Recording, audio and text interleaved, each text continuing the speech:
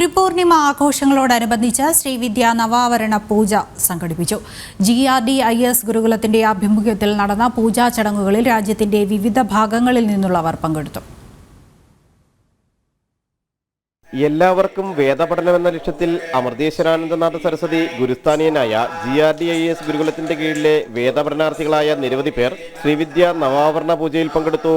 Thammanam DD platinum plant club ഹൗസിൽ രാവിലെ 6 മണി മുതലായിരുന്നു ശ്രീവിദ്യ നവാവരണ പൂജകൾ ആരംഭിച്ചത്.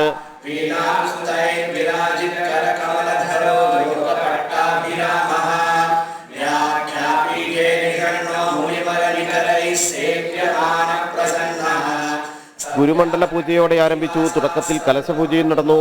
മുതിർന്ന ഗുരുകുലാംഗം ശങ്കർ ഗണേഷ് ജി, രാജലക്ഷ്മി, ഹിമാൻഷു അറോറ എന്നിവർ നേതൃത്വം നൽകി.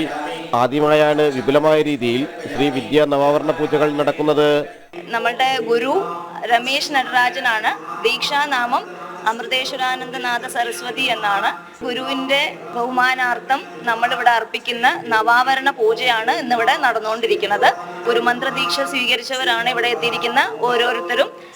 ഞങ്ങൾ ഏറ്റവും അധികം അഭിമാനത്തോടെ നോക്കിക്കാണുന്ന ഒരു ദിവസവും ഗുരുവിനോടുള്ള ഒരു ബഹുമാനവും സ്നേഹവും ഒക്കെയാണ് ഇന്നിവിടെ നടക്കുന്നത്. ഡൽഹി, ചെന്നൈ, ആന്ധ്രാപ്രദേശ്, തെലങ്കാന എന്നിവിടങ്ങളിൽ നിന്നായി 42 പേർ പൂജകളിൽ പങ്കെടുത്തു. കൂടുതലും സ്ത്രീകളായിരുന്നു. ദുർഗ അഷ്ടോത്തരം, ലളിതാ സഹസ്രനാമ പാരായണം, മഹാനൈവേദ്യ സമർപ്പണം എന്നിവയ്ക്ക് ശേഷം മംഗളാരതിയോടെയായിരുന്നു സമാപനം. കൂടുതൽ വിപുലമായി ശ്രീവിദ്യ നവാവരണ പൂജ സംഘടിപ്പിക്കാനുള്ള ഒരുക്കങ്ങളും നടക്കുകയാണ്. ജനം, കൊച്ചി.